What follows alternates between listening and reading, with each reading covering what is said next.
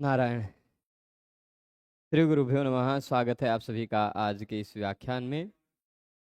हम सभी लोग अष्टाध्यायी काशिका वृत्ति के साथ पढ़ रहे हैं और उस अध्ययन के क्रम में हमने अब तक अष्टाध्यायी में 43 सूत्रों तक का अध्ययन कर लिया है।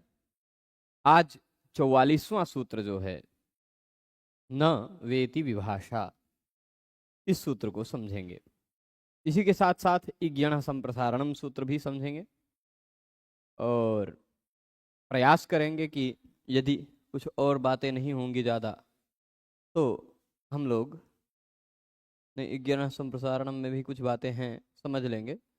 आद्यंतौ टकितौ ये परसों समझा जाएगा या आज ही हो सकता है हो जाए।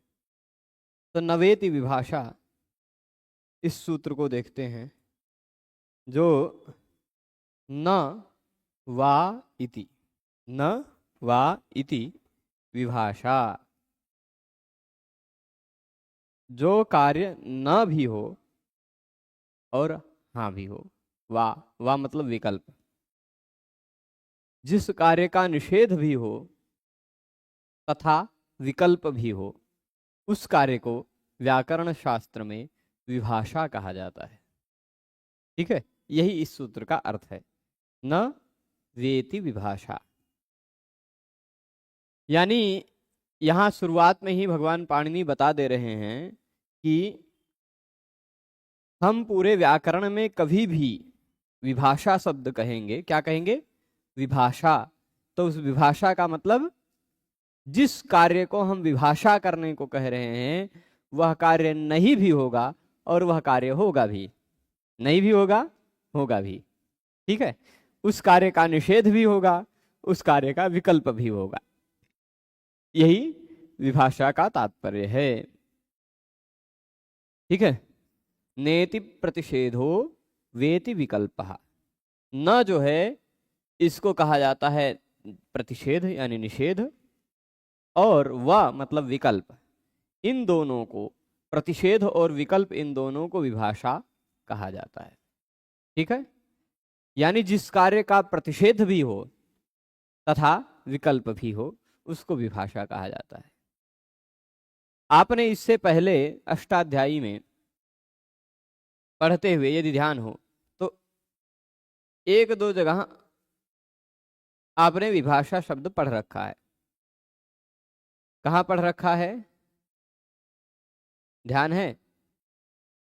आपने इससे पहले पढ़ते समय विभाषादिक समासे बहुव्रीहौ, इस सूत्र में विभाषा शब्द पढ़ा है। विभाषा जसी, इस सूत्र में भी विभाषा शब्द पढ़ा है ना? मुझे एक बार देखना पड़ेगा लगभग विभाषा शब्द का प्रयोग भगवान पाणिनि ने कितनी बार किया है। 100 से ज्यादा बार किया है। ठीक, अष्टाध्यायी में 100 से ज्यादा बार इस सूत्र, इस शब्द का प्रयोग किया है विभाषा का। तो जहां भी पूरी अष्टाध्यायी में भगवान पाणिनि विभाषा लिख दे रहे हैं वहां मतलब क्या होगा? वह कार्य, उस कार्य का निषेध भी होगा और उस कार्य का विकल्प भी होगा। ठीक है, यही है विभाषा। समझ रहे हैं? तो इति करणः अर्थ निर्देशार्थः, सीधे नवा विभाषा कह देते, नवा विभाषा कह देते। नवेति क्यों कहा, इति क्यों लगाया? प्रश्न उठता है ना कि न का तात्पर्य हो गया निषेध, व का तात्पर्य हो गया विकल्प। निषेध और विकल्प ये दोनों विभाषा हैं। न को विभाषा कहा जाएगा, वा को विभाषा कहा जाएगा। दोनों को मतलब कहना क्या चाह रहे हैं? पूरे व्याकरण में 104, मुझे भी सर्च करने पे मिला है, 104 जगहों पर विभाषा शब्द का प्रयोग है। उसमें संभवतः सूत्र वार्तिकों में भी हो तो पर 100 शताधिक सूत्रों में विभाषा शब्द का प्रयोग है। और अनुवृत्ति इत्यादि में लिया जाए, अनुवृत्ति इत्यादि के आधार पर देखा जाए तो कम से कम 400-500 सूत्र ऐसे होंगे जो कार्य विभाषा करते हैं। ठीक है, हो सकता है, गिना नहीं है मैंने, पर कहीं कहीं विभाषा एक कई बार विभाषा कह दिया, कई सूत्रों तक उसकी अनुवृत्ति गई है, 8 8 10 10 सूत्रों तक गई है ना। तो इसलिए होगा। तो विभाषा का मतलब क्या, ये खाली इतना बताए, बहुत सरल सूत्र है, बहुत सरल सूत्र है, सीधा सीधा अर्थ ध्यान रख लीजिएगा कि न मतलब निषेध, वा मतलब विकल्प, इन दोनों को व्याकरण शास्त्र में विभाषा कहा जाता है।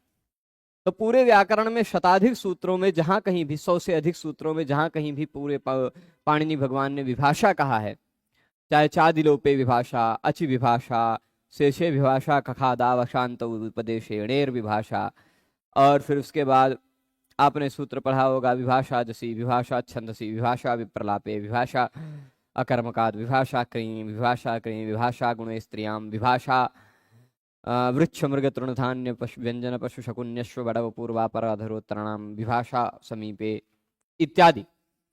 ऐसे कई सूत्र हैं जहां कहीं भी विभाषा विभाषा विभाषा विभाषा शब्द का प्रयोग किया है पाणिनि भगवान ने।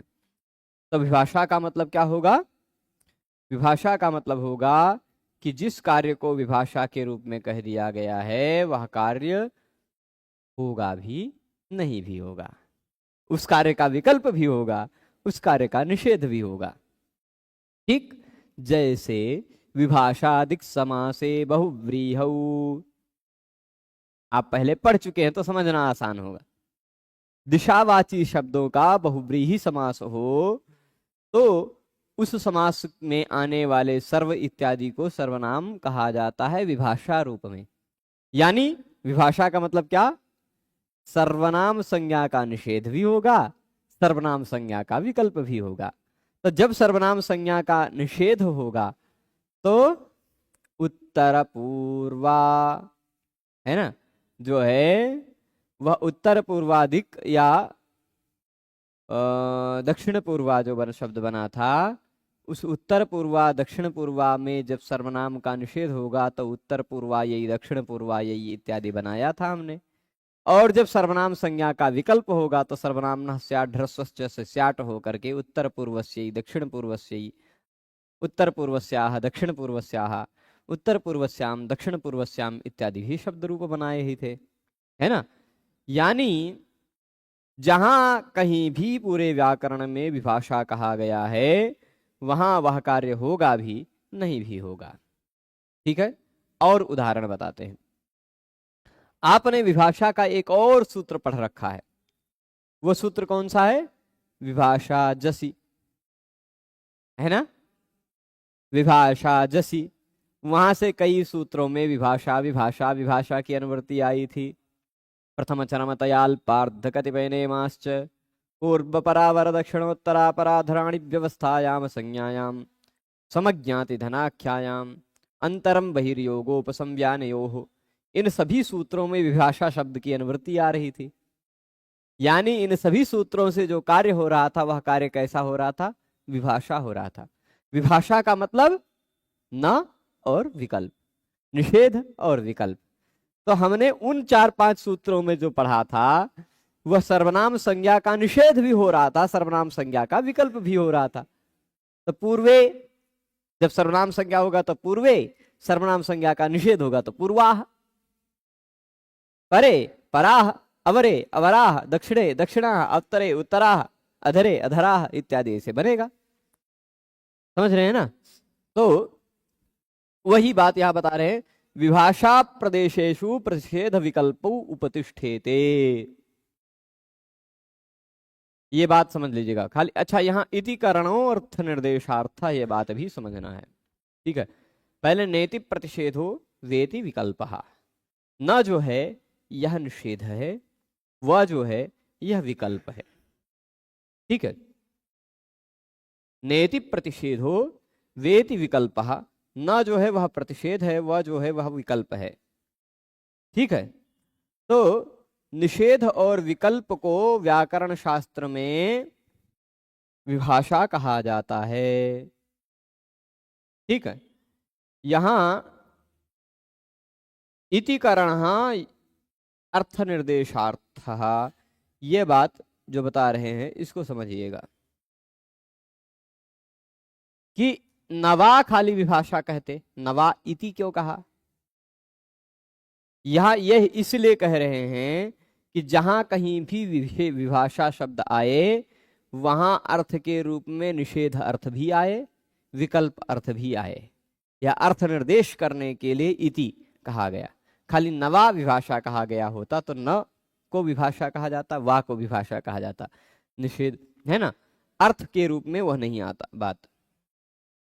यहां इति कारणः अर्थ निर्देशार्थ व्याख्या में, और यदि देखेंगे क्रियते इति कारणः, इतश्चासौ कारणः इति कारणः, ठीक है। सोर्थस्य संगिनोर्थस्य यथा स्याद् इत्येवम् अर्थः इति शब्दो ही विपर्यासकृत, ठीक है। न्यास व्याख्या में लिखते हैं कि इति कारण किया गया है अर्थ का निर्देश करने के लिए। संज्ञी जो है, संज्ञा क्या है, विभाषा, संज्ञी क्या है, न और वा, निषेध और विकल्प। ये जो संज्ञी हैं इन दोनों के अर्थ का निर्देश करने के लिए इति शब्द लगाया गया, ठीक है। तो अब आगे कह रहे हैं विभाषा प्रतिषेधेषु विभाषा प्रदेशेषु। ध्यान दीजिएगा इसको कि अब पूरे व्याकरण में 100 से अधिक सूत्रों में जहां कहीं भी विभाषा शब्द का भगवान पाणिनि प्रयोग कर रहे हैं वहां वहां विभाषा प्रदेशों में प्रतिषेध विकल्पौ उपतिष्ठेते, निषेध और विकल्प ये दोनों उपस्थित होते हैं, ठीक। पूरे व्याकरण में जहां कहीं जिस किसी भी सूत्र में कह दिया गया विभाषा, वहां विभाषा का मतलब क्या, जो कोई भी कार्य विभाषा कहा गया है उस कार्य का प्रतिषेध भी होगा, उस कार्य का विकल्प भी होगा, ये दोनों अर्थ के रूप में वहां उपस्थित हो जाते हैं। यही नवेति विभाषा सूत्र का सार है, ठीक है। तत्र प्रतिषेधेन समीकृते विषये पश्चात विकल्प प्रतिषेध प्रवर्तते। तो उसमें पहले प्रतिषेध करता है, जो दोनों कार्य होते हैं, प्रतिषेध भी होता है विकल्प भी होता है ना। तो प्रतिषेध पहले अपना कार्य कर लेता है, वह कार्य नहीं होने देता है ना। जो जो जो जिन जिन कार्यों में को विभाषा कहा गया है वो कार्य नहीं हो पाते पहले, और फिर बाद में विकल्प आता है और विकल्प उस कार्य को संपन्न करता है, ठीक है।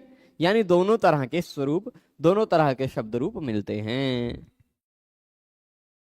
तो तत्र प्रतिषेधेन समीकृते विषये पश्चात विकल्प प्रवर्तते। प्रतिषेध आता है और उसका निषेध कर देता है, विषय का, कोई भी विषय है जहां जहां भी जिस जिस काम का विधान किया गया है, विभाषा जिस जिस कार्य को भी विभाषा के रूप में कहा गया है उस कार्य को ये आता है और प्रतिषेध कर देता है। तो प्रतिषेध के द्वारा जब विषय समीकृत हो जाता है, समीकृत का तात्पर्य है यहाँ प्रतिषेधेन समीकृते विषये, कोई विधान हो रहा था, उस विधान का प्रतिषेध हो गया, तब करना क्या है ना, वह कार्य होगा कि नहीं होगा, ऐसी जिज्ञासा उठी। तो पश्चात विकल्प प्रवर्तते, वहां पर फिर विकल्प प्रवृत्त होने लग जाता है, ठीक। तत्र प्रतिषेधेन समीकृते विषये पश्चात विकल्प प्रवर्तते। प्रतिषेध शब्द के द्वारा जब समीकृत हो जाता है विषय तो वहां पर विकल्प की प्रवृत्ति होती है। आगे कह रहे हैं उभयत्र विभाषा प्रयोजयन्ति, उभयत्र विभाषा प्रयोजयन्ति। मतलब क्या है, यह विभाषा का दो जगहों पर प्रयोग होता है, प्राप्त में अप्राप्त में। कोई कार्य प्राप्त होता है, उस कार्य को विकल्प से करने के लिए उस कार्य का निषेध और विकल्प करने के लिए विभाषा कर दिया जाता है, और कभी कभी कोई कार्य नहीं हो रहा है उसको भी करने के लिए विभाषा कर दिया जाता है। तो प्राप्त विभाषा और अप्राप्त विभाषा ये दोनों विभाषाएं हैं। जैसे दोनों का उदाहरण आप पढ़ चुके हैं, दोनों का उदाहरण आप पढ़ चुके हैं, मैं उदाहरण फिर से याद करा देता हूं। आपने प्रथम चरम तयाल पार्थ कतिपय नेमाश्च ये सूत्र पढ़ा होगा, पढ़ा है। इसी सूत्र में दोनों चीजें हैं, प्राप्त विभाषा भी, अप्राप्त विभाषा भी। क्यों? क्योंकि आपने सर्वादीनि सर्वनामानि सूत्र में पढ़ा, सर्व इत्यादि 35 शब्द सर्वनाम हैं, पढ़ा ना? सर्व इत्यादि कितने शब्द सर्वनाम हैं? 35। उन 35 में अच्छा ये सर्वनाम संज्ञा प्राप्त हो गई सर्व इत्यादि की। क्या उस सर्व इत्यादि शब्दों में प्रथम चरम इत्यादि शब्द हैं? आप देखेंगे लिस्ट में 35 में तो नहीं है। प्रथम चरम इत्यादि शब्द नहीं, केवल नेम शब्द है। ठीक है, तो प्रथम चरम इत्यादि शब्दों की सर्वनाम संज्ञा नहीं थी, अप्राप्त थी। प्राप्त नहीं थी ना, अप्राप्त थी। वह अप्राप्त सर्वनाम संज्ञा विभाषा की गई प्रथम चरमतया अल्पार्थ कतिपय नेमाश्च सूत्र से, तो उस विभाषा को अप्राप्त विभाषा कहा गया। परंतु नेम शब्द की, उसी प्रथम चरमतया अल्पार्थ कतिपय नेमाश्च सूत्र में रहने वाले नेम शब्द की सर्वादीनि सर्वनामानि सूत्र से सर्वनाम संज्ञा प्राप्त थी। सर्वनाम सर्वादीनि सर्वनामानि ने कहा कि सर्व इत्यादि 35 सर्वनाम हैं, तो उन सर्व आदि 35 में नेम भी है, तो नेम की तो सर्वनाम संज्ञा हो ही रही थी पहले से ही। वह जो नेम की सर्वनाम संज्ञा पहले से हो ही रही थी, उसको यहां विकल्प से कर दिया गया प्रथम चरमतया अल्पार्थ कतिपय नेमाश्च सूत्र के द्वारा। तो प्रथम चरमतया अल्पार्थ कतिपय नेमाश्च सूत्र ही प्रथम, चरम, तय, अल्प, अर्ध और कतिपय, इन 6 शब्दों के लिए यदि सर्वनाम संज्ञा कर रहा है इन 6 शब्दों की, तो वह अप्राप्त विभाषा है। और यही सूत्र यदि नेम की सर्वनाम संज्ञा विकल्प से कर रहा है, विभाषा के रूप में कर रहा है, तो वह प्राप्त विभाषा है। ठीक है, यही उभयत्र विभाषा प्रयोजयन्ति। अच्छा, एक काम करिए, पंखा चला लीजिए। कुछ लोगों के चेहरे पे पसीना हमें दिखाई पड़ रहा है। पंखा काहे नहीं चलाए हैं? आप लोग भूल जा रहे हैं। पंखा लगाया ही इसलिए गया है कि सारे बटन चालू कर दीजिए, सारे नीचे। हाँ, तो आज बहुत ज़्यादा धूप नहीं है, तो आज बहुत ज़्यादा दिक्कत नहीं। आज गर्मी उमस वाली है, तो पंखा ज़्यादा कष्ट नहीं देगा, है ना? अन्यथा की स्थिति में कष्ट भी देता है कभी कभी पंखा। और इसलिए चलवा लिए है कि आप सबकी पंखे की हवा थोड़ी बहुत हमारे पास भी आएगी। हमें भी गर्मी लग रही थी। हमारी चलाने के सामर्थ्य अभी किसी में नहीं। हमारा पंखा नहीं चल पाएगा, ऊपर चढ़ना पड़ेगा हमारे पंखे को चलाने के लिए। ठीक है, चलिए। हाँ, तो मैं बता रहा था कि यहां तक समझ गए होंगे कि उभयत्र विभाषा प्रवर्तते। क्या कह रहे हैं? उभयत्र विभाषा प्रयोजयन्ति। विभाषा उभयत्र प्रयोजयन्ति कहाँ आया? हाँ,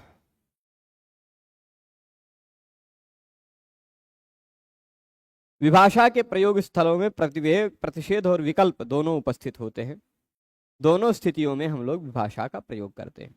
ठीक है, उभयत्र विभाषा प्रयोजयन्ति। विभाषा 2 प्रकार की होती है। व्यवस्थित विभाषा, अच्छा, एक व्यवस्थित विभाषा होती है, एक प्राप्त विभाषा होती है। ऐसा इस तरह से भी 2 तरह करते हैं, या प्राप्त विभाषा, अप्राप्त विभाषा, या 2 हमने बताया। पर एक व्यवस्थित विभाषा भी होती है, एक विभाषा प्राप्त अप्राप्त विभाषा होती है। ठीक, प्राप्त और अप्राप्त को एक ही मान लिया। एक और भी विभाषा होती, व्यवस्थित विभाषा। जो विकल्प व्यवस्थित होता है उसे व्यवस्थित विभाषा कहते हैं। उस दिशा में विकल्प कहीं निश्चित रूपेण नित्य प्रवृत्त होता है तथा कहीं बिल्कुल प्रवृत्त नहीं होता। जैसे अवंग स्फोटायन से सूत्र के द्वारा अवंग आदेश स्फोटायन के मत में तो होता है, यह आदेश पाणिनि को इष्ट नहीं, अतः विकल्प से प्रवृत्त होना चाहिए। गवाक्ष, गवादनी, इनमें अवंग नित्य प्रवृत्त होता है। गोअक्ष, गो अक्ष के रूप भी होने चाहिए, परंतु ये रूप उपलब्ध नहीं होते, अतः यहां व्यवस्थित विभाषा समझनी चाहिए। ठीक, व्यवस्थित विभाषा का तात्पर्य है कि सभी कार्य निषेध और विकल्प वाले नहीं होंगे। जहां जैसा व्यवस्था के अनुसार शब्द रूप मिलता है वैसा ले लेना, वो व्यवस्थित विभाषा है। अवंग स्फोटायनस्य का उदाहरण दिया है, वो विस्तार से आएगा जब अवंग स्फोटायनस्य का कार्य, तब हम और स्पष्ट करेंगे। ठीक है, तो अब प्राप्त विभाषा, अप्राप्त विभाषा, और कुछ कुछ कहते हैं उभयत्र विभाषा। उभयत्र विभाषा मतलब प्राप्त और अप्राप्त दोनों में विभाषा करने के लिए जो सूत्र आया था, वही प्रथम चरमतयाल पार्थ कतिपय नियमाश्चय, वो उभयत्र विभाषा है। कुछ प्राप्त में कुछ अप्राप्त में, दोनों में करता है ना। कुछ कुछ सूत्र ऐसे हैं जो केवल प्राप्त में कराते हैं, कुछ कुछ सूत्र ऐसे हैं केवल अप्राप्त में कराते हैं, कुछ कुछ प्राप्त और अप्राप्त दोनों में कराते हैं, है ना। वही बात उभयत्र विभाषा वाली। तो विभाषा संज्ञा के फलस्वरूप क्या क्या प्रयोग होता है? विभाषाश्वेह, विभाषाश्वेह सूत्र आता है काम में। 6:1:30 नंबर सूत्र निकाल कर देख लेंगे। विभाषाश्वेह कहता क्या है ये, तो ज्यादा अच्छे से समझेंगे। 6:1:30 विभाषाश्वेह कहता है, श्वी एक धातु है, उस श्वी धातु को विभाषा यानी विकल्प से, श्वी धातु को विभाषा यानी विकल्प से संप्रसारण हो जाता है। अच्छा, संप्रसारण क्या है अगले सूत्र में पढ़ेंगे हम लोग, है ना। पर श्वी धातु को विकल्प से संप्रसारण हो जाता है। ठीक है, कब? लिट और यंग, लिट प्रत्यय, लिंग है कि यंग, लिट है, हाँ, लिट लकार में और यंग प्रत्यय लगे रहने पर श्वी धातु को विकल्प से संप्रसारण होता है। लिट लकार, यंग प्रत्यय, ये दोनों जगह, ठीक है, श्वी धातु को संप्रसारण हो जाता है। तो धातु है, देखिएगा, ए भाई छोटा कैसे हो गया? अच्छा लिखा है कुछ कुछ बातें, क्या हो रहा, मैं दिखाता हूं, यहां लिख के समझाता हूं, ज्यादा अच्छे से समझेंगे।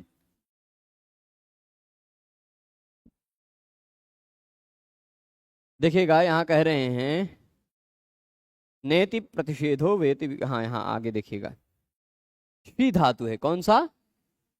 श में, उसमें वी लगा, व लगा है, ई है, श्वी, यही धातु है। अच्छा थोड़ा सा हम अपने कैमरा को ऊपर ले जाएं, तब ज्यादा अच्छे से दिखेगा, क्योंकि लिख रहे थे ई की मात्रा नहीं दिख रही थी।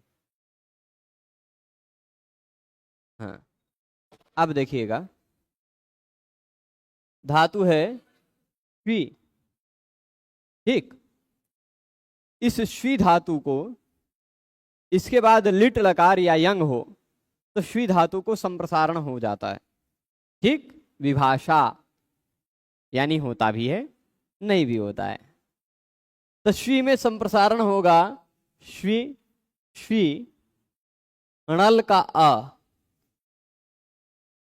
अब अणल के कारण दूसरे वाले श्वी में ई जो है उसको वृद्धि होकर श्वई बन जाएगा, और एचो यवायावा से आय आदेश होकर यह श्वाय हो जाएगा। श्वाय, उसमें आ जुड़ करके श्वाय पूरा हो गया। ठीक है, मूल बात यहां समझना, श्वी में, ठीक है। अब यहां होगा क्या, ध्यान दीजिएगा, यहां होगा पहले वाले श्वी में से पहला स्वर वर्ण, पहला व्यंजन वर्ण बचेगा, बाकी व्यंजन वर्ण लुप्त हो जाएंगे, तो हो जाएगा शी, बन गया शिश्वाय, यह एक रूप बन गया। ठीक, जब संप्रसारण नहीं हुआ तब, ठीक, जब संप्रसारण नहीं हुआ तब, जब संप्रसारण हुआ तब क्या हुआ? संप्रसारण होने पर क्या हुआ? धातु वही है श्वी, उसके बाद वही लिट लकार लगा हुआ है, लिट का ला बचा है। संप्रसारण है क्या? आप लोग आज ही पढ़ने वाले हैं, पर अभी भी थोड़ा सा संकेत में बता देता हूं। संप्रसारण है ई उ रे, नहीं, य व र ल के स्थान पर ई उ रिलरी कर देना, य के स्थान पर ई करना, व के स्थान पर उ करना, र के स्थान पर री करना, ला के स्थान पर लरी करना, यह संप्रसारण कहलाता है।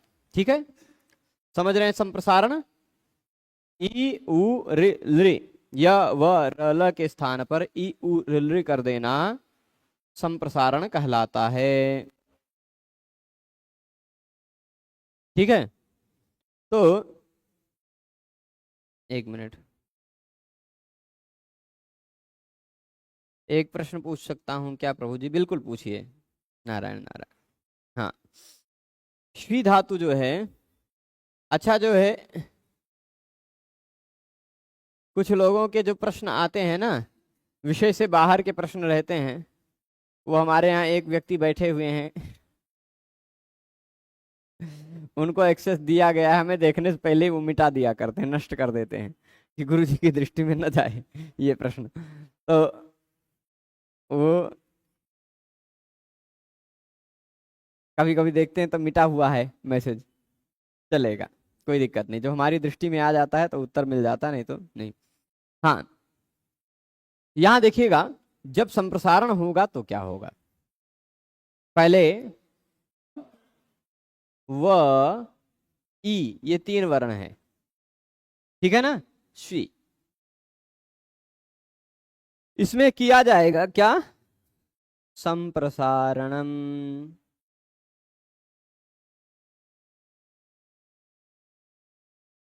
क्या किया जाएगा? संप्रसारणम।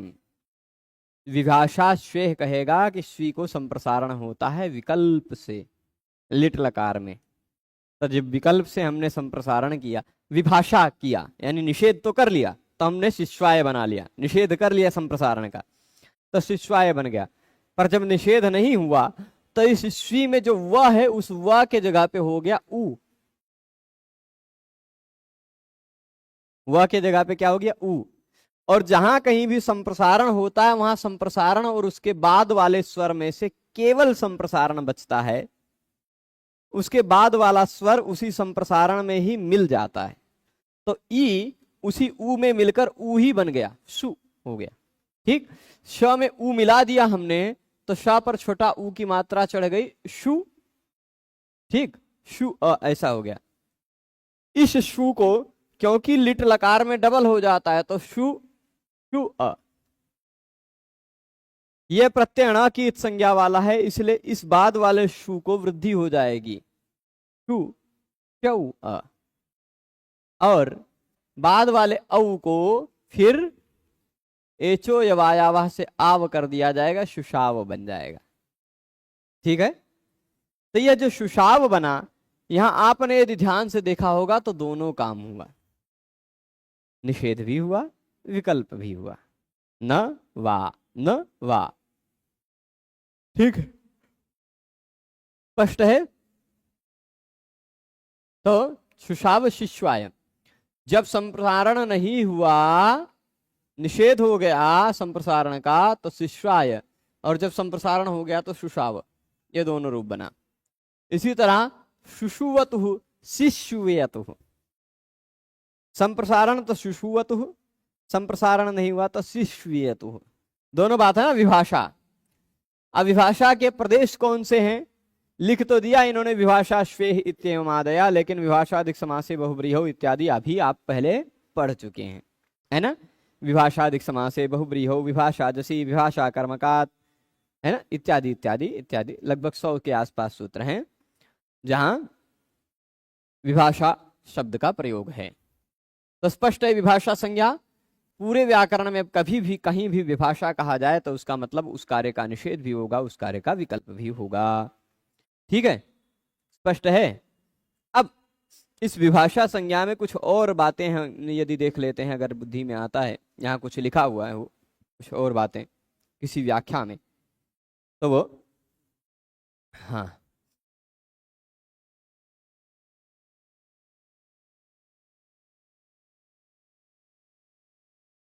असमय सफेद बाल हूं तो कैसे रोके, नारायण नारायण नारायण। ठीक है, गजब गजब प्रश्न है। ठीक है, विकल्प निर्देशार्थम विभाषा शब्द का प्रयोग होता है कभी कभी। विकल्प के निर्देश करने के लिए विभाषा शब्द का प्रयोग होता है कभी कभी। विकल्प का निर्देश न ही करने के लिए भी, मतलब सीधे सीधे निषेध और विकल्प दोनों के लिए किया जाता है।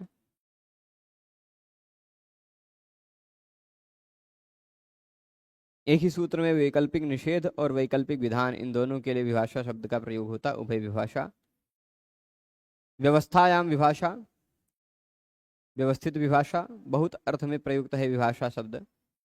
ठीक है, कोई दिक्कत नहीं है। तो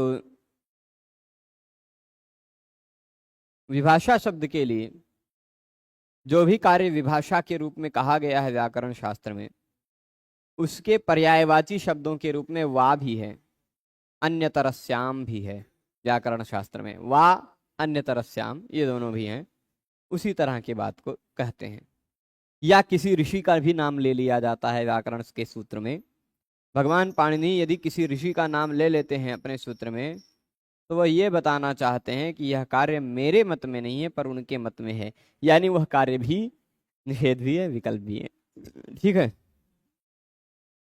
निषेध और विकल्प इनकी विभाषा संज्ञा होती है। विभाषा दो प्रकार की होती है, व्यवस्थित विभाषा, प्राप्त अप्राप्त विभाषा। जो विकल्प व्यवस्थित होता है उसे व्यवस्थित विभाषा कहते हैं। उदाहरण रूप में अवंग स्फोटायन से, स्फोटायन के मत में अवंग होगा, अन्य के मत में नहीं होगा। ठीक है, प्राप्त विभाषा, इसे उभयत्र विभाषा भी कहते हैं। जब किसी की प्राप्ति में तथा किसी की अप्राप्ति में विभाषा की जाती हो तो उसे उभयत्र विभाषा कहते हैं। हाँ देखिए, मैंने बता ही दिया है, प्रथम चरमतयाल पार्थ कतिपय नेमाश्च में नेम की प्राप्ति थी, विभाषा कर दी गई। इन सब की अप्राप्ति थी, विभाषा कर दी गई। ठीक है, अब टू वे शु धातु का सुषाव और सुष्वाव बनाया है, ये दोनों रूप सुषाव और शिष्वाय। जब संप्रसारण होगा विभाषा श्वेय लगेगा तो सुषाव, जब संप्रसारण नहीं होगा तो शिष्वाय। ठीक है, अगला सूत्र देखेंगे हम लोग, इग्यण संप्रसारणम। इग्यण संप्रसारणम, समझिएगा बहुत सरल सूत्र है। इक यण संप्रसारणम, यण इक, यण मतलब यण के स्थान पर, इक यानी होना, व्याकरण शास्त्र में संप्रसारण कहा जाता है। ठीक है, क्या व्याकरण शास्त्र में, व्याकरण शास्त्र में यण के स्थान पर जो इक हो जाता है उसको संप्रसारण कहा जाता है। ठीक है,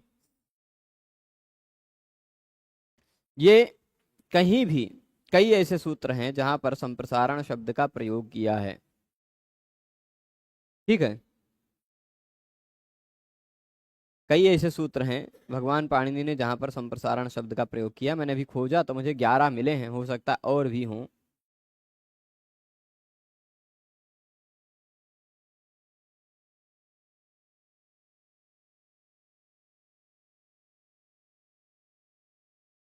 हम्म, कुल मिलाकर के, हाँ वार्तिकों इत्यादियों को मिला करके 13 जगह है संप्रसारण, और वैसे कुल 11 जगह है। ठीक है, तो इग यण संप्रसारणम, पूरे व्याकरण में जहां कहीं भी भगवान पाणिनि ने संप्रसारण संप्रसारण ऐसा नाम लिया है, वहां मतलब क्या, जैसे अभी कहा था विभाषा स्वे है, उसमें भी संप्रसारणम की अनुवृत्ति आएगी। ठीक, विभाषा स्वे है कितने नंबर का सूत्र था, यहाँ लिखा है, देखिए कहाँ गया पीछे, या ना 6 1 30 है ना। तो 6 1 30 से पहले आप 6 1 13 पर देखेंगे तो संप्रसारणम की अनुवृत्ति आती है 6 1 13 से।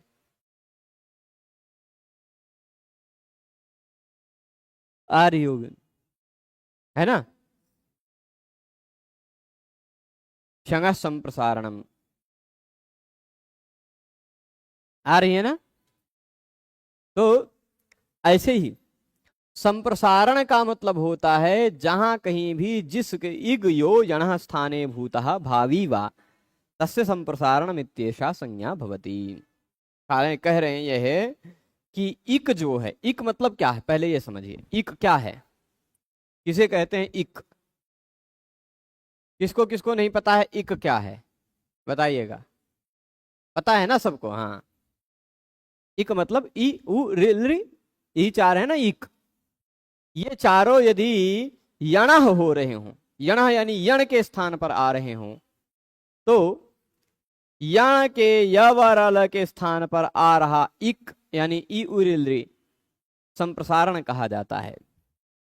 यवरल के स्थान पर ई उरिलि हो रहा हो, उसी को व्याकरण शास्त्र में संप्रसारण कहा जाता है। ठीक है? जैसे चाहे वह किसी भी सूत्र से हो रहा हो, य के स्थान पर ई, व के स्थान पर उ, र के स्थान पर रि, ल के स्थान पर लि हो रहा हो, तो उसको संप्रसारण कहा जाता है। चाहे वह वाह ऊठ सूत्र से ऊ हो रहा हो, वह को, चाहे अन्य किसी भी सूत्र से। यदि ई के स्थान पर यह हो रहा है, या के स्थान पर ई हो रहा है, व के स्थान पर ऊ हो रहा है, र के स्थान पर री हो रहा है, ल के स्थान पर लि हो रहा है, यवर अल यण के स्थान पर ई उ रि इक हो रहा है, तो वह संप्रसारण है। ठीक है? अब हाँ, इक यह, इग, इग्यो जो लिखा है, इग्यो मतलब इग यह यणः स्थाने इक धन यह इग्यः हो गया है। इक धन यह इग्यः। जो इक यणः स्थाने भूतः, यणः स्थाने भूतः यानी यण के स्थान पर हुआ है। जो इक यण के स्थान पर हुआ है, यवरल के स्थान पर हुआ है, भावी वा अथवा होने वाला है, भूतः यानी हुआ है, भावी वा होने वाला है, तस्य संप्रसारण इत्येषा संज्ञा भवति। उस इक की संप्रसारण यह एक संज्ञा होती है। जैसे यज धातु का रूप बन जाता है इष्ट, यज में यह जो है उसके स्थान पर आ गया ई, है ना? वप धातु का उप्त, उप्त व के स्थान पर हो गया ऊ, है ना? यज में या के स्थान पर ई हो गया, वप में वा के स्थान पर ऊ हो गया। ठीक? ग्रह में र के स्थान पर री हो गया, गृहीतम, है ना? ऐसे ही ल के स्थान पर लि होने वाला संप्रसारण का उदाहरण नहीं मिलता है।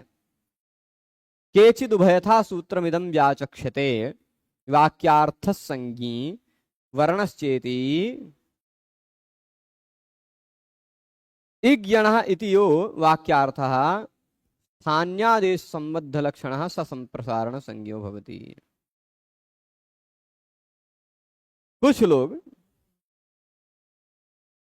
केचिद उभयथा सूत्रमिदं व्याचक्षते का मतलब कुछ लोग दूसरे तरह से या दो तरह से सूत्र की व्याख्या करते हैं।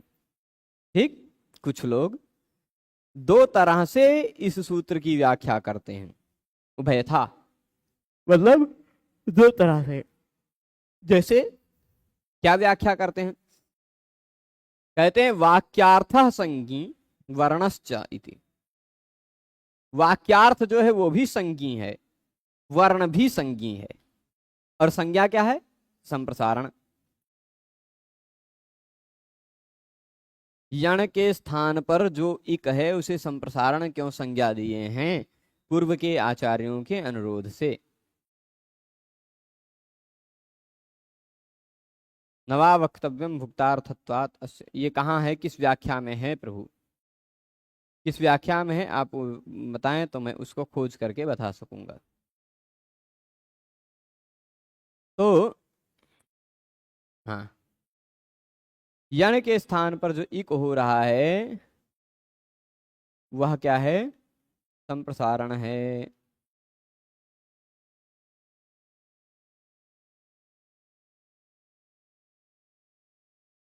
यण के स्थान पर जो उसे संप्रसारण ही क्यों संज्ञा नाम दिए हैं, कुछ दूसरा नाम क्यों नहीं दिए हैं? पूर्व के आचार्यों की इच्छा के कारण। जो जो अधिकांश बड़ी संज्ञाएं भगवान पाणिनि ने ली हैं वह पूर्वाचार्यों के द्वारा प्रणीत संज्ञाएं हैं। उस संज्ञा को यथावत रख लिया गया है। ठीक है, उसमें परिवर्तन नहीं किया है पाणिनि भगवान ने। अच्छा, मैं ये बताना भूल गया आप लोगों को कि संप्रसारण संज्ञा जो है, संप्रसारण संज्ञा है या विभाषा संज्ञा है, इसको अन्य व्याकरणों ने क्या नाम दिया है ना? विभाषा संज्ञा को केवल पाणिनीय व्याकरण में ही स्थान मिला है, अन्य किसी व्याकरण में इसका उल्लेख नहीं किया है। हरिनामामृत व्याकरण में विभाषा शब्द कहा गया है, कार्य भी उसी तरह के होते हैं, लेकिन विभाषा संज्ञा नहीं की गई है, वो प्रसिद्ध संज्ञा को ही ले लिया गया है। ठीक। और रही बात संप्रसारण की, तो संप्रसारण संज्ञा में एक बार देख लेता हूं क्या कहा गया है। संप्रसारण का नाम भगवान बलराम के एक नाम से मिलता जुलता है। ठीक है, इसीलिए संप्रसारण का नाम हरिनामामृत व्याकरणकार ने रख दिया संकर्षण। ठीक, क्या नाम रखा है? संकर्षण। और अन्य जो हैं, हेमचंद्र जो है ना, हेमचंद्र ने संप्रसारण संज्ञा नहीं की है, पर इसके फलस्वरूप जो कार्य व्याकरण में, पाणिनीय व्याकरण में होता है, वह कार्य करने के लिए उन्होंने दूसरा ही सूत्र कार्य, दूसरा ही विधान कर लिया है, दूसरा ही उपाय कर लिया है। वह उपाय है जी, क्या? नहीं नहीं नहीं, नहीं।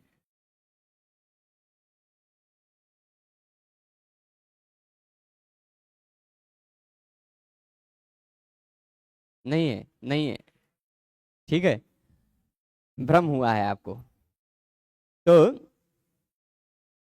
हाँ, मैं बता रहा था कि उन्होंने, हेमचंद्र ने जा वे व्यधि व्यचि व्यथेरि ऐसा सूत्र बना दिया। जहां जहां पाणिनीय व्याकरण के अनुसार संप्रसारण होकर के या के स्थान पर ई हो सकता है, वहां उन सारे की एक लिस्ट, एक साथ लिस्ट दे दी उन्होंने। जहां ऊ हो सकता है, यजादि वश वचस स्वरांतस्थाय वृत्त, ऐसा सूत्र बनाया उन्होंने। ई उरी कर दिया एक साथ, वशिष्वपि यजादि नाम किति, ऐसा मतलब सीधे सीधे उन्होंने काम किया है। परंतु हरिनामामृत व्याकरण ने संज्ञा की है, और उसमें संज्ञा यह है, सपर सर्वेश्वर यवराणाम इउ रामादेशा इउ रिरामादेश संकर्षण संज्ञा। ठीक, कि सपर सर्वेश्वर, पर में, बाद में जो सर्वेश्वर है, बाद में जो स्वर वर्ण है, उस स्वर वर्ण के साथ संप्रसारण करने के बाद पर रूप भी करते हैं संप्रसारणाच्च से पाणिनीय व्याकरण में। तो बाद में रहने वाले स्वर वर्ण के साथ जो य है, व है, र है, इन तीनों के स्थान पर इराम, उराम, रिराम हो जाया करता है। वहां कार नहीं कहते हैं, राम कहते हैं हरिनामामृत व्याकरण में। य के स्थान पर ई हो जाता है, व के स्थान पर उ हो जाता है, उसको हरिनामामृत व्याकरण में संकर्षण कहा जाता है। ठीक, संकर्षण। अब आगे देखते हैं,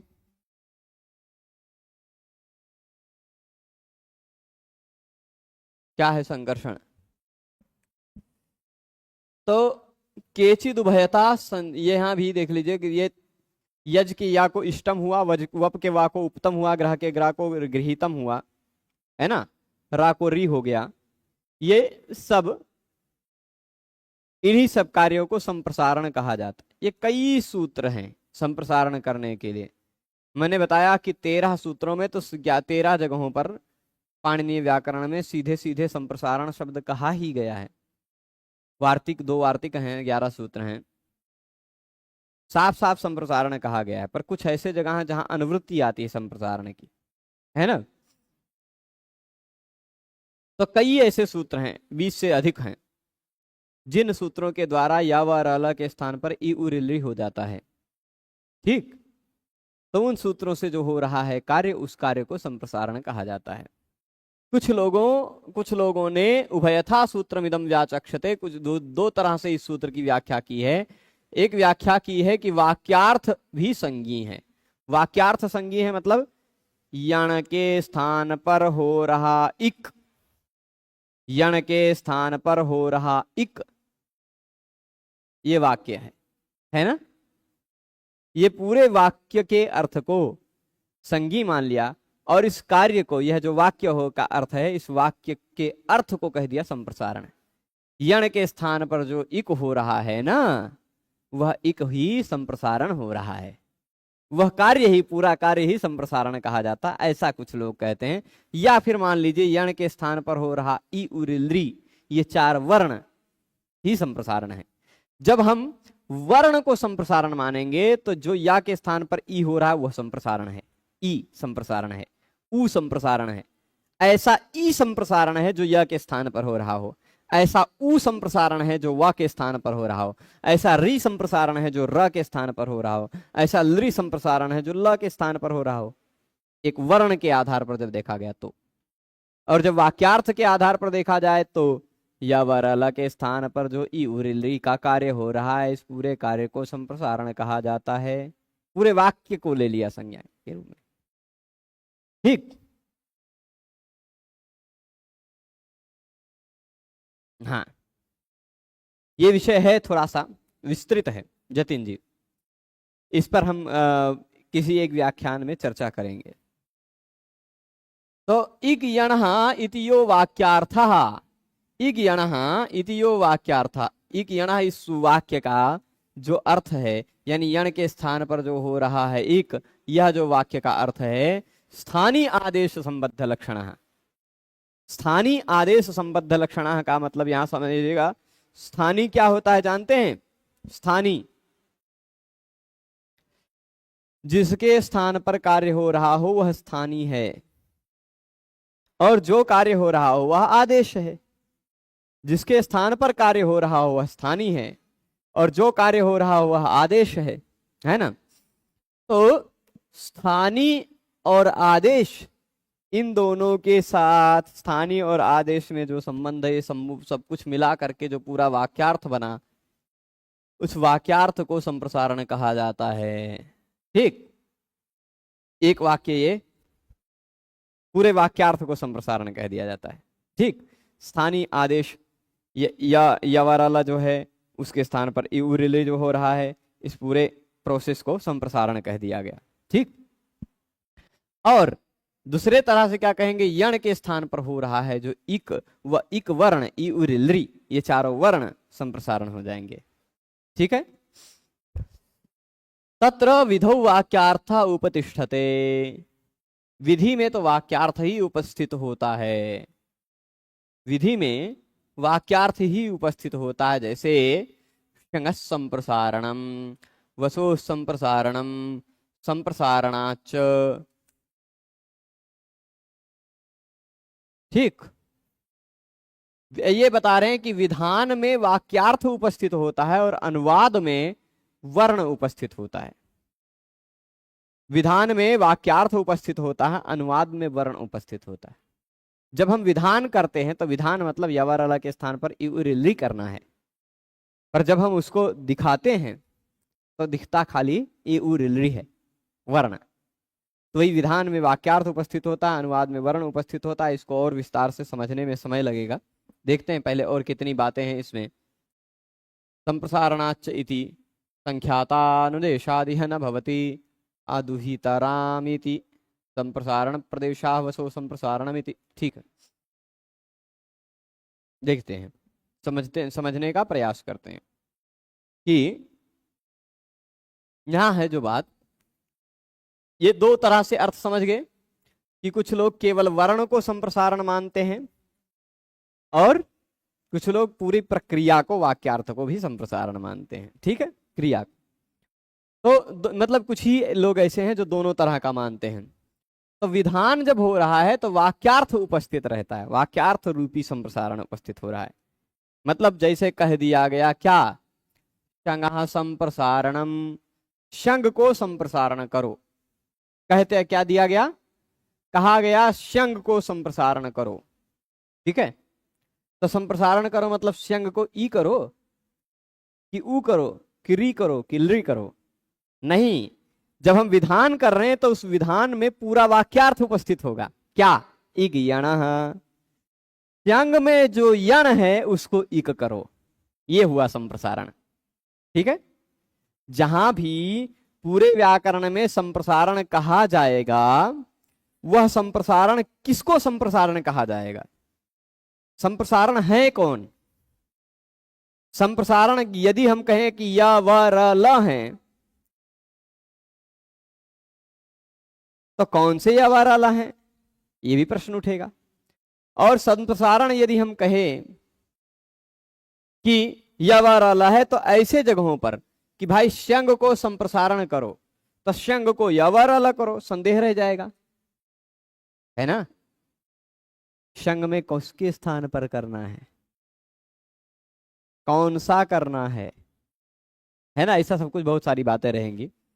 परंतु शंगः संप्रसारणम ने कहा कि जो शंग है वह संप्रसारण, शंग को संप्रसारण कर दो, शंग को संप्रसारण कर दो।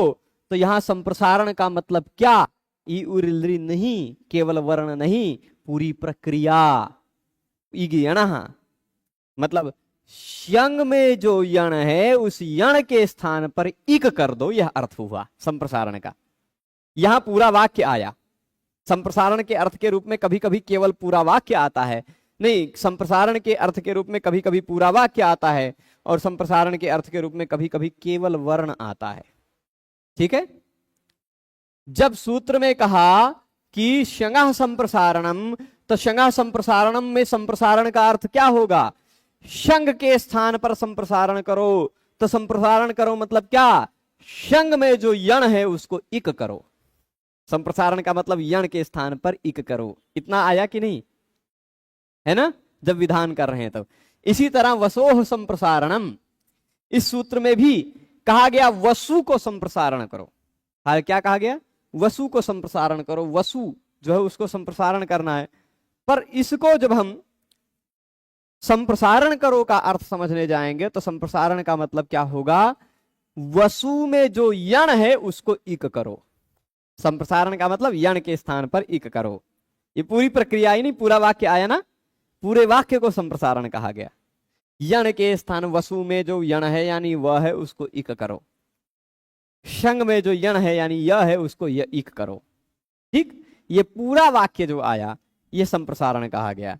परंतु अनुवादे वर्णः, परंतु जब संप्रसारण हो जाने के बाद हम कोई और कार्य करने लग जाते हैं, अनुवदन करते हैं, अनुवचन करते हैं, तब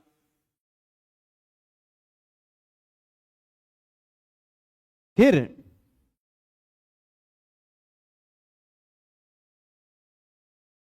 अनुवादे वर्णः जो कहा कि जब वह शंग को संप्रसारण हो चुका है, संप्रसारण हो चुका है, ठीक है, क्या हो गया है, तो उस संप्रसारण को जब हम कह रहे हैं तो वहां पर हमें वर्ण की ही संप्रसारण संज्ञा होगी।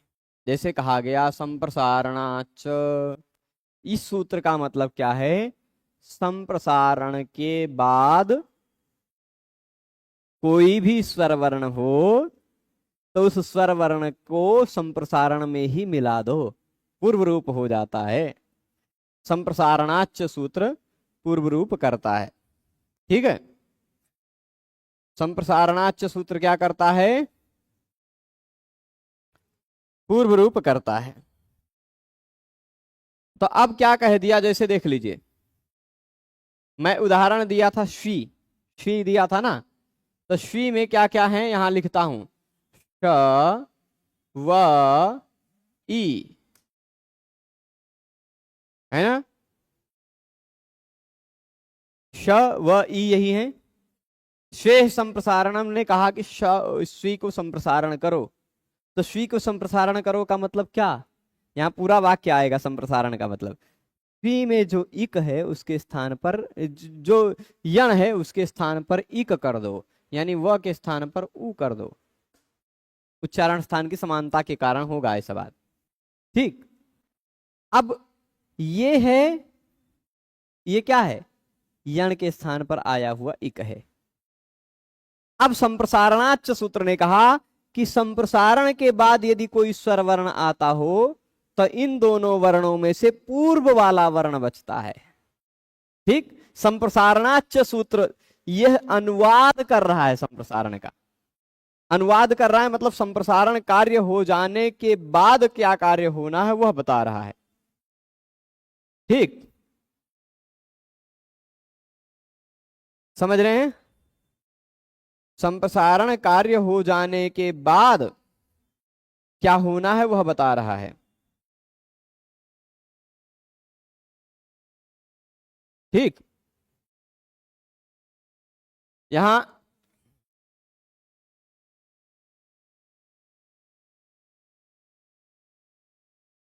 ये देखिएगा, इस स्थिति में संप्रसारण के बाद यदि कोई स्वरवर्ण हो तो पूर्व रूप हो जाता। अब यहां संप्रसारण का मतलब क्या, यहां संप्रसारण का मतलब यण के स्थान पर इक हो ये नहीं, यहां संप्रसारण का मतलब केवल ये वर्ण है कि नहीं।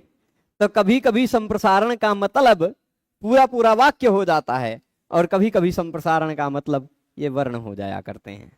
ठीक है, समझ रहे हैं, तो वही कह रहे हैं कि संप्रसारण में विधि जब हो रही, संप्रसारण का विधान किया जा रहा हो, शंगा संप्रसारणम, श्वे संप्रसारणम, वसो संप्रसारणम, ग्रहिज्या वै वधि इत्यादि सूत्र से, किसी भी सूत्र से यदि संप्रसारण किया जा रहा हो तो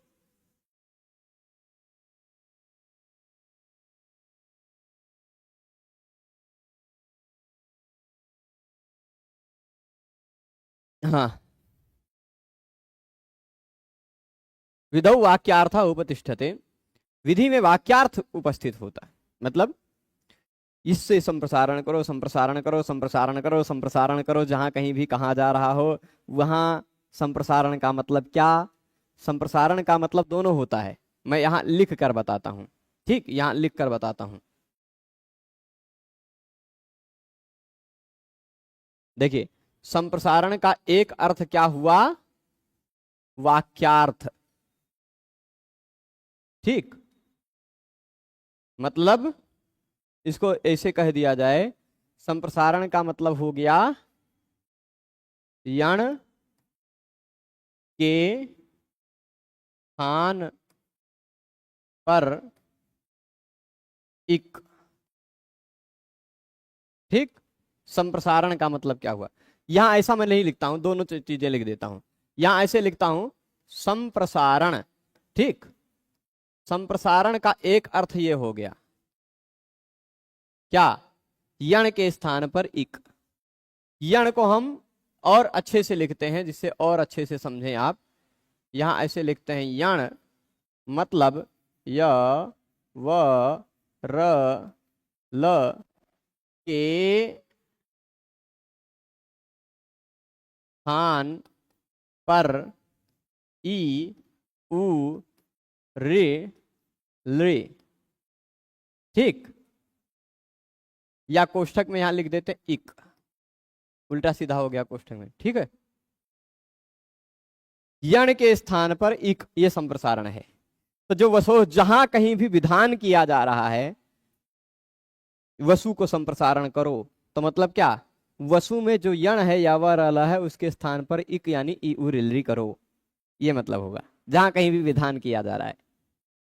श्वे संप्रसारणम, श्वी को संप्रसारण करो ऐसा कहा गया, तो श्वे संप्रसारणम का मतलब क्या, श्वी में जो यण है उस यण के स्थान पर यानी यवर अल के स्थान पर ई उ रिलरी कर दो, श्वी में जो वह है उसको उ कर दो, ये मतलब होगा। ठीक है, और कहीं भी किसी भी सूत्र से संप्रसारण का विधान किया जा रहा है तो फिर ये एक अर्थ हुआ। और संप्रसारण का दूसरा अर्थ है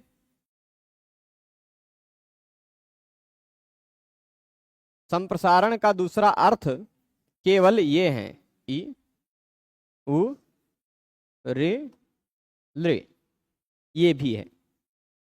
ठीक, जहां कहा गया संप्रसारणाच, संप्रसारण के बाद कोई स्वर वर्ण हो तो उसमें से केवल संप्रसारण वाला वर्ण बचता है, तो वहां संप्रसारण का मतलब केवल ई, केवल उ, केवल रे, केवल रे, यही सब रहेगा, है ना। यही बात यहाँ कही गई है। विधौ वाक्यार्थ उपतिष्ठते शंगा संप्रसारणम वसो संप्रसारणम इत्यादि। अनुवादे वर्ण, जहां संप्रसारण का अनुवाद किया जा रहा हो, ये संप्रसारण है, संप्रसारण के बाद पर रूप पूर्व रूप हो जाता है, ये कहा जा रहा हो, तो फिर वर्ण को संप्रसारण कहा जाता है। संख्यातानुदेशादिह न भवति आदुहितरामेति। संप्रसारण प्रदेशाः वसो संप्रसारणम इत्यादि। यहां कह रहे संख्यात, ए भाई कहां के भाग रहे हो,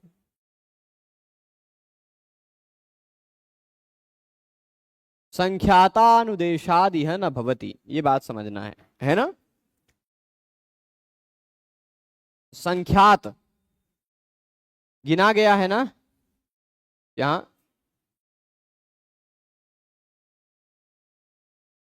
संख्यातानुदेशादिह न भवति, ये वाली बात जो है लिखे हैं, देखते हैं क्या है, ध्यान नहीं आ रहा है इसका तात्पर्य।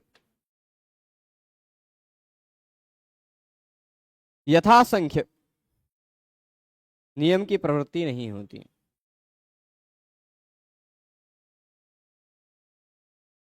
यथासंख्यम अनुदेशाः समानाम इत्यादि में ये यथासंख्यम अनुदेश समानाम जो है ना, ये यहां नहीं होगा। ठीक है, जैसे कहेंगे अट दुह ई, ये लंग के स्थान पर ई हुआ है, ठीक है, यण के स्थान पर नहीं। ठीक है, अतः संप्रसारण संज्ञा नहीं हुई है। अदुह शप ई,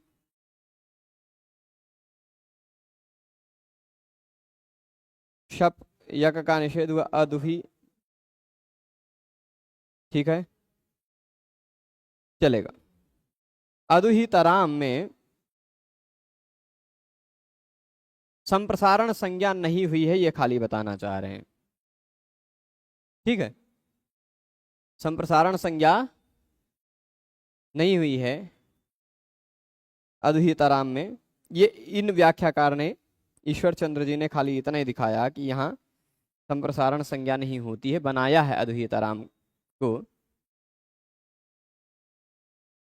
अद्वैताराम में अट आगम है, दुह धातु है, इस दुह धातु के बाद, क्योंकि दुह धातु का अदादिगण का है, उसके बाद तिप्तजी सिप्तस्थम बसमस ताम झ था सा थाम धम, इट वही महिंग का इट प्रत्यय है, उत्तम पुरुष वाला, अ दुह ई, और उसके बाद तिंगश्च सूत्र से तरप प्रत्यय लगा है कि मैं तिंग घात वाम द्रव्य प्रकार से आम प्रत्यय लग गया है ना। ये इतना सारा नियम लगकर अद्वैताराम शब्द बनता है कि मैं तिंग घादाव्याम, कि मैं तिंग अव्यय घादावाम द्रव्य प्रकर्षे, अद्वैताराम। यहां जो ई है ना, यहां जो ई है वह ई किसके स्थान पर आया हुआ है, जथा साथाम धम इट वही महिंग, इस सूत्र से इट का ई आया हुआ है, जो कि लंग लकार के स्थान पर आया हुआ है, य के स्थान पर नहीं आया है। य के स्थान पर आया होता ई तो हम कहते संप्रसारण है, यहाँ तो लंग लकार के स्थान पर आया हुआ ई है, इस कारण से संप्रसारण नहीं है। इतनी बात यहाँ को ईश्वर चंद्र जी व्याख्याकार में कह रहे हैं, पर मुझे नहीं लगता है कि केवल इतनी ही बात है। मैं एक बार देखता हूं, यहाँ कुछ और बात होनी चाहिए।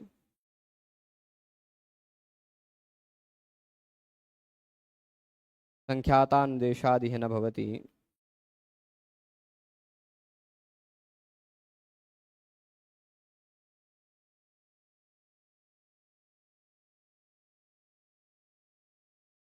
तो हाँ, देख लेते हैं। अदुहितरामिति न्यास व्याख्या में इसको बढ़िया से समझाया जाएगा, मुझे लगता है।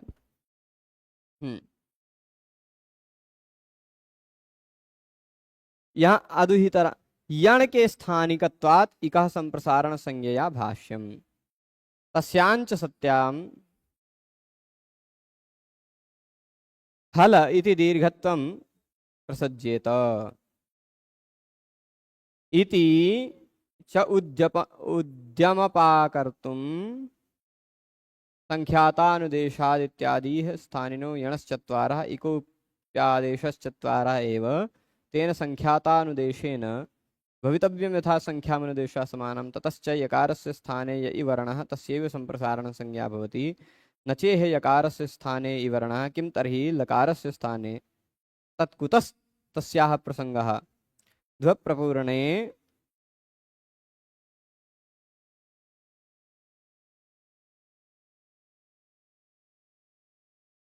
ठीक है।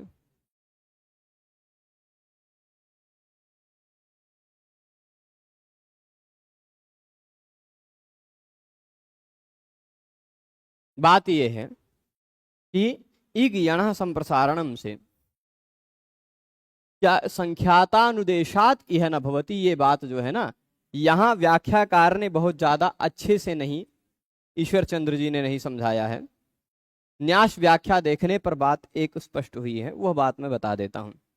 होता है अट है, ठीक, दुह है, ध्यान दीजिएगा, अट में से अ बचा हुआ है, दुह धातु है, इसको हमने लगाया है लंग लकार। कौन सा लकार?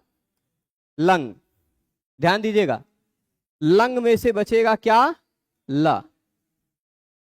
ठीक, इस ल के स्थान पर ही तिप्तस्थम वस्वस्ताताम झथा साथाम धम इट वही महिंग इत्यादि प्रत्यय होते हैं। तो मान लीजिए हमने इस ल के स्थान पर क्या कर दिया? इट। ल के स्थान पर क्या कर दिया? इट। ठीक, जब उत्तम पुरुष एक वचन का रूप बनाना था तब, ठीक है ना, ल के स्थान पर ई कर दिया, तो ल भी तो यण है। इससे पहले जो ला था वह ला भी तो यण है। यण के स्थान पर इक आया है कि नहीं? ई है ना। यण के स्थान पर आया हुआ इक संप्रसारण कहा जाएगा। और जब संप्रसारण हो जाएगा तो द्व प्रपूर्णे धातु में कर्मवत कर्मणा तुल्य क्रिया अतिदेश करने के बाद कर्तरी कर्म कर्तरी आत्मनेपद लगेगा और न दुहस नूनमाम यक्षिणौ, इस सूत्र से यक का प्रतिषेध हो जाएगा और शप आएगा, शप को लुक होगा, फिर अदुही हो गया। तिंगश्च, इस सूत्र से तरप प्रत्यय लगा, आम किमेत तिंग अव्यय घादा वाम द्रव्य प्रकर से सूत्र से आम हो गया, तो तरप आम तराम बन गया, अदुही तराम ऐसा रूप बनेगा। परंतु यहां अदुही में जो ई है वह संप्रसारण नहीं है, यह बताया जा रहा है। ठीक, अदुही में जो ई है वह संप्रसारण नहीं है। क्यों नहीं है? क्योंकि संख्यातानुदेशात, संख्यात अनुदेश किया गया। संख्यात अनुदेश का मतलब है यण कितने हैं? देखिएगा, यण मतलब य व र ल, है ना। इक कितने हैं? इक है, थोड़ा सा मैं इसको कैमरा जी को नीचे लेता हूं जिससे ये दिखे। ठीक, इक कितने हैं? तो ई उ रे रे, इसी को कहा जाता है संख्यात। स्थानीय जितने हैं आदेश भी उतने ही हों, स्थानीय जितने हैं आदेश भी उतने ही हों। तो एक सूत्र आप पढ़ेंगे भविष्य में, यथा संख्यम अनुदेश समानाम। ठीक, वह कहेगा समान हो यदि स्थानीय और आदेश, तो यथा संख्य ही आदेश होता है। वही बात का है संख्यात अनुदेश किया गया है। मतलब या के स्थान पर ई हो तो ही संप्रसारण कहा जाएगा, व के स्थान पर उ हो तो ही संप्रसारण कहा जाएगा, र के स्थान पर री हो तो ही संप्रसारण कहा जाएगा, ल के स्थान पर लृ हो तो ही संप्रसारण कहा जाएगा। इनमें से ल के स्थान पर ई हो जाए या उ हो जाए या री हो जाए तो संप्रसारण नहीं कहा जाएगा, जैसे यहां अदोही में हुआ है। ल के स्थान पर ई आया है फिर भी संप्रसारण नहीं कहा गया, यण के स्थान पर इक हुआ है फिर भी संप्रसारण नहीं कहा गया है। ठीक है, क्योंकि संख्यात अनुदेश है, जिस क्रम से जो है उसी क्रम से यदि आदेश होगा तो ही संप्रसारण। देखिए ल जो है वह यण है, उसके स्थान पर ई हुआ है फिर भी संप्रसारण नहीं है, क्योंकि य के स्थान पर ई होगा तभी संप्रसारण है, वह के स्थान पर उ होगा तभी संप्रसारण है, र के स्थान पर री ही होगा तो ही संप्रसारण है, ल के स्थान पर लृ ही होगा तो ही संप्रसारण है, अन्य कुछ नहीं। ठीक चलेगा, समझ रहे हैं? कुछ प्रश्न है? कुछ प्रश्न है क्या? आपको कुछ, आपके मुख को देखने से लग रहा है कुछ असंतोष है, कुछ बात हो तो बोल दीजिए। हैं? नहीं समझ में आया तो मैं बता दूंगा फिर से इसको। हैं? तो देखिएगा, संख्या जहां कहीं भी जिसके स्थान पर हो रहा है और जो हो रहा है वह चारों बराबर बराबर हों, वो मतलब बराबर बराबर हों, चारे नहीं, जिसके स्थान पर हो रहा है जो हो रहा है वो बराबर बराबर हो तो यथासंख्य क्रम से कर लिया जाता है। जैसे आपने एचो यवायावह पढ़ा होगा, एच भी 4 आय आओ भी 4 तो क्रमशः कर लिया गया था, है ना? उसी तरह यण भी 4 उसके स्थान पर हो रहे इक भी 4 तो यण के स्थान पर हो रहे इक भी 4, इस कारण से संख्यातानुदेश होने के कारण इसी को कहा जाता है संख्यात अनुदेश। जहां दोनों की संख्या बराबर हो वहां यथासंख्यम अनुदेशः समानाम, यह नियम लग जाता है। संख्या का अतिक्रमण किए बिना आदेश होता है, यानी पहले के स्थान पर पहला वाला, दूसरे के स्थान पर दूसरा वाला, तीसरे के स्थान पर तीसरा वाला, चौथे के स्थान पर चौथा वाला, यही होगा और कुछ नहीं होगा। ठीक है, तो या के स्थान पर होगा तो ई ही होगा, व के स्थान पर होगा तो उ ही होगा, र के स्थान पर होगा तो री ही होगा, ल के स्थान पर होगा तो लृ ही होगा, यही कहलाता है संप्रसारण। अन्य कुछ हो तो वह संप्रसारण नहीं है। स्पष्ट है? संप्रसारण के प्रदेश जो हैं 12-13 सूत्रों में संप्रसारण साफ साफ लिखा है उन्होंने, वसोः संप्रसारणम इत्यादि। ठीक, संप्रसारणस्य, संप्रसारणाच इत्यादि इत्यादि सूत्रों में साफ साफ संप्रसारण शब्द उन्होंने लिखा है। तो आज हम लोगों ने विभाषा पढ़ी और संप्रसारण पढ़ा। इन दोनों का सार इतना ही है कि जो कार्य का निषेध भी हो रहा हो, विकल्प भी हो रहा हो, उस कार्य को कहा जाता है विभाषा। और जहां कहीं भी जिस किसी भी नियम से य के स्थान पर ई हो रहा हो, व के स्थान पर उ हो रहा हो, र के स्थान पर री हो रहा हो और ल के स्थान पर लृ हो रहा हो, तो इस विधान को या इन 4 य व र ल के स्थान पर हो रहे ई उ ऋ लृ वर्णों को संप्रसारण कहा जाता है। ठीक है, अब य व र ल, य व र ल कैसे 4 हो जाएंगे, वला द्विधा तेनानुनासिक का, यहां वो वाली बात नहीं है। हाँ जी, वो वाली बात नहीं, इस पर फिर से चर्चा करेंगे। आज थोड़ा लंबा खिंच गया है क्लास, चर्चा कर लेंगे, पर यहाँ संख्यातानुदेश का वही इतना ही तात्पर्य है।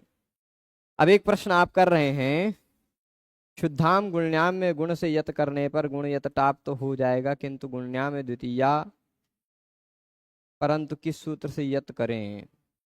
देखिए, अन्येभ्योपि दृश्यते एक वार्तिक है, उससे कर लीजिएगा। ठीक, अन्येभ्योपि दृश्यते, गुण से यत प्रत्यय लगा दीजिएगा तद्धित का और बन जाएगा गुण्य। ठीक है, चलेगा? तो आज इस विषय को यहीं रोकते हैं। पुरो चलचित्रम एकम मया प्रेषितम तस्य प्रसारणम अवशिष्टम अन्यस्मै कस्मैचित् प्रेषयामि वा